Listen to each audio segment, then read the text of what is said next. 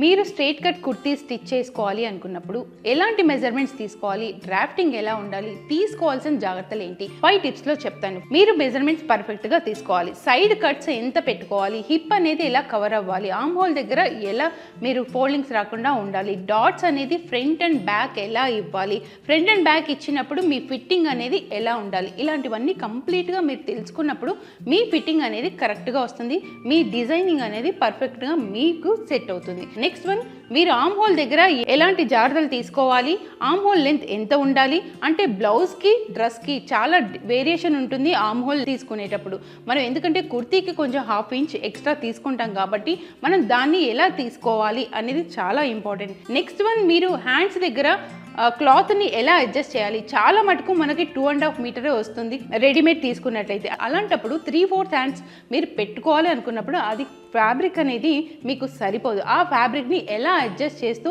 Design చేసుకోవాలి. Last one వచ్చేసి మీ హైట్కి తగ్గట్టు మీ లెంత్ ఎంత ఉండాలి.